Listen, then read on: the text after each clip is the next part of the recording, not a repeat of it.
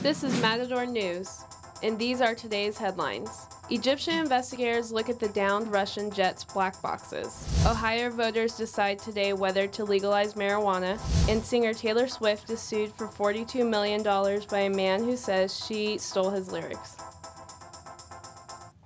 Hello and welcome to Matador News. I'm Kamryn Williams. And I'm Stephen Jones. Egyptians say their investigators will be looking at the downed Russian airliner's black boxes today. U.S. officials say one of their military satellites may have detected a mid-air heat flash on board the plane before it crashed. U.S. intelligence has ruled out that a missile hit the plane. Russian Prime Minister Dmitry Medvedev says the investigation of the event is of major importance.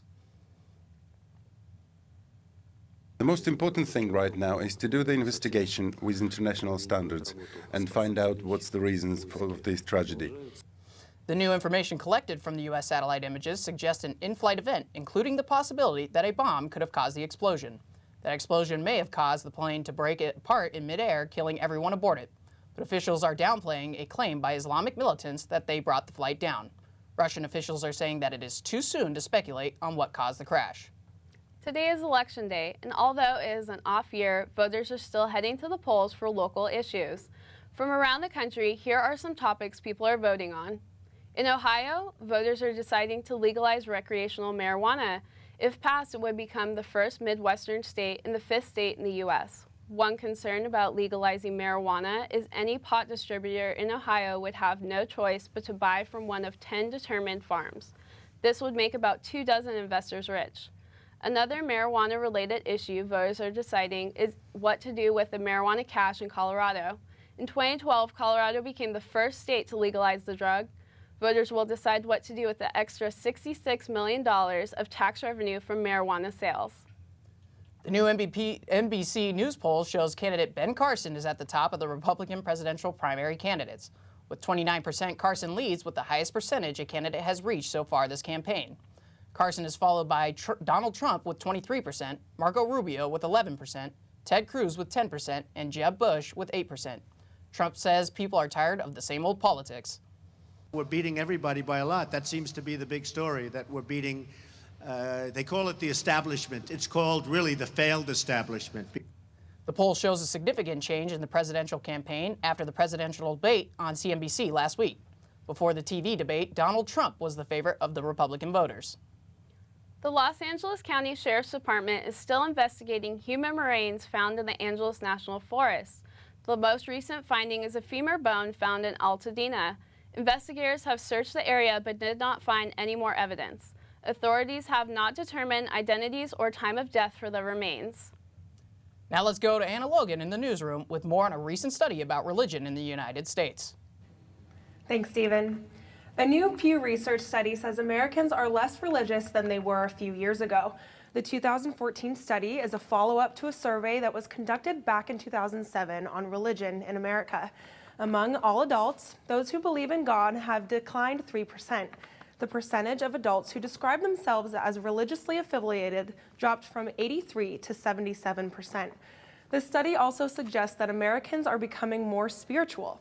CSUN Religious Studies professor Mutombo Kukula Ningseha says spirituality is becoming more noticeable in society, and at least one CSUN student agrees.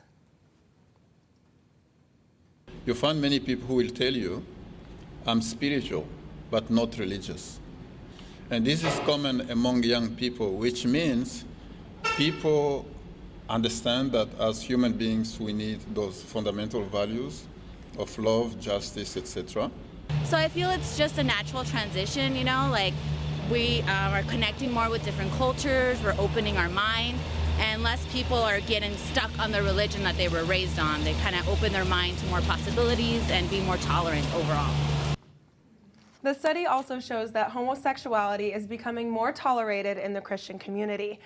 Over the last 7 years, the belief that homosexuality should be accepted by society has increased among most Christian groups. Now let's head back to Stephen in the studio. Thanks, Anna. CNN reports Syrian rebels are using captured Syrian soldiers as human shields in order to help fend off government attacks. The rebels are reportedly using this tactic in response to government attacks on a Douma marketplace that killed more than 100 people. The rebels have reportedly also put military hostages in cages on the rooftops of some buildings in order to prevent them from being bombed. Syrian military and air force have continued with heavy bombardments. The Russian spokesman says their country's air force has hit more than 237 targets in Syria over the last 2 days. Singer Johnny Mathis says he is staying upbeat after fire damaged his Hollywood Hills home. It took 41 firefighters just 30 minutes to knock down the blaze. A large part of the roof caved in and the interior has extensive damage. No one was injured in the fire. This year, Mathis launched a tour to commemorate being in the music industry for 60 years. Mathis received the news about his home after landing at LAX. The singer lived in the home for more than 50 years. The Los Angeles County supervisors are expected to approve a new contract for sheriff deputies, firefighters, and several other employee groups. The deal will give them a 10% pay increase that will cost about $180 million over the next 3 years. Some workers, including nurse practitioners, night shift workers, and registered nurses in county hospitals, will get an additional pay bump or bonuses. The county's total annual budget is $28 billion. The U.S. Department of Education has found a Chicago area school district discriminated against a transgender student. The school has failed to provide her full access to the girls' locker rooms by requiring her to change and shower separately from her classmates. The student, who has not been named, has identified as a female for years. She says the district's policy stigmatized her, often making her feel like she was not a normal person. The U.S. Department of Education launched the investigation following a 2013 complaint by the American Civil Liberties Union of Illinois. Township High School District 211 says they do not agree with the DOE's decision. And now let's go to Diana Jimenez with the latest in health news. Thank you, Stephen. It's National Sandwich Day, and some restaurants are celebrating. Subway is offering a buy one, get one deal with the purchase of a 30-ounce drink. Customers can buy a 6-inch sandwich and get another one for free. Some Chick-fil-A locations are also participating in the National Sandwich Day festivities by giving out free cookies with the purchase of one of their sandwiches.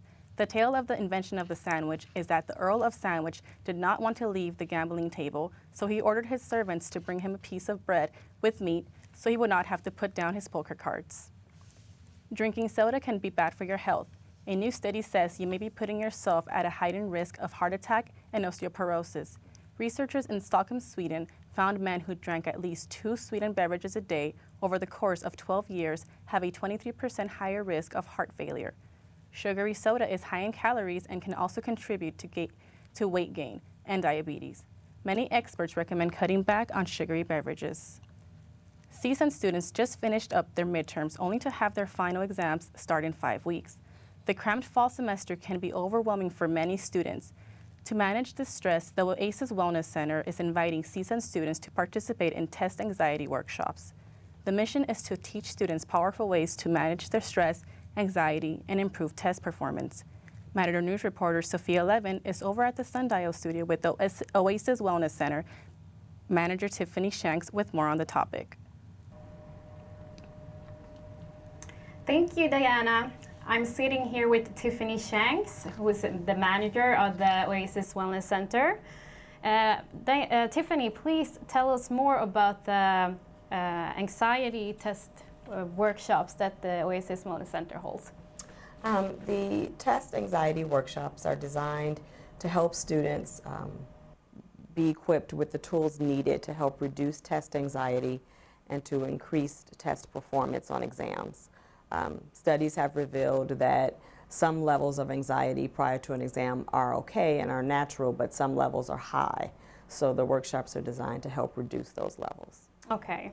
How do you think these workshops are important for CSUN and its students? Well, it is the goal of CSUN as well as the Oasis Wellness Center to help students achieve academic success. So in any way that we can do that, that's our goal and our mission, and that is indicated in the services and the programmings that we provide. Because test anxiety workshops are specific to academic needs, it is our goal to provide the tools and the resources that students need so that they can achieve higher results academically. Okay. The Oasis Wellness Center is pretty new to the campus, right? Yes, it is. The first day of class this fall, so that was August 24th, 2015.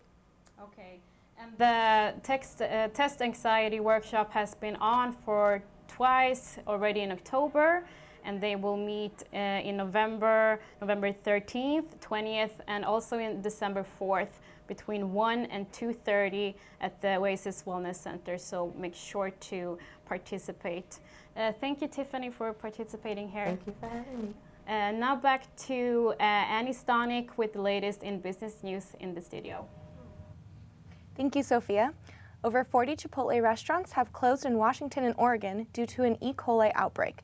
22 cases have been reported in 2 states and 8 people have been hospitalized. The Washington State Department of Health says the source of the food contamination is unknown and is being investigated. Meanwhile, 6 cases have been linked to the restaurant, but dozens of locations have been temporarily closed as a precaution. State health officials say those who have fallen ill and have eaten Chipotle in the last 3 weeks should seek medical attention. The maker of Candy Crush Sega makes a sweet deal. Activision Blizzard, the maker of World of Warcraft and Call of Duty, bought King Digital Entertainment for nearly $6 billion. With the merge, Activision will now have more than 500 million users. The company says they will shift their focus to more digital sales rather than physical copies of the game. Candy Crush was first released on Facebook 3 years ago. The game is free to download but has additional features that can be purchased. Now let's go to Diana with sports. LeBron James adds another accolade to his illustrious career. With this alley-oop pass from teammate Matthew Dellavedova, LeBron became the youngest player in NBA history to score 25,000 points.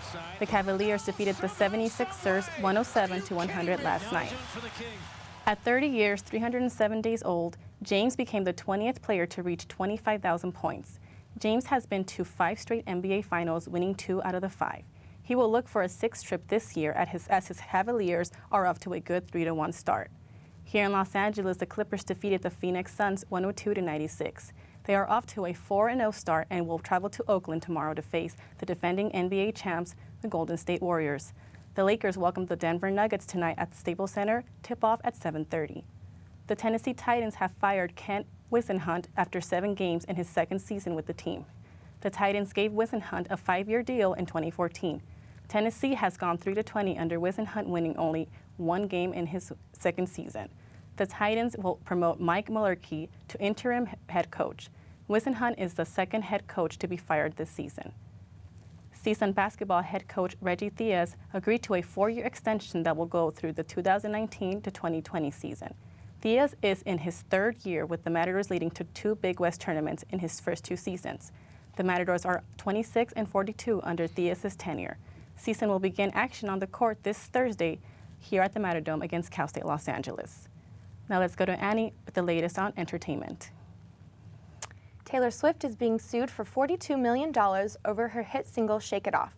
The 25-year-old singer released the hit track last year. R&B artist Jesse Graham claims she took the lyrics from his 2013 song Haters Gonna Hate. A legal source says he wants to be recognized on the track. Shake It Off was Taylor's lead single on her multi-million-dollar selling album 1989. The song was written by songwriters Max Martin and Shellback along with Taylor.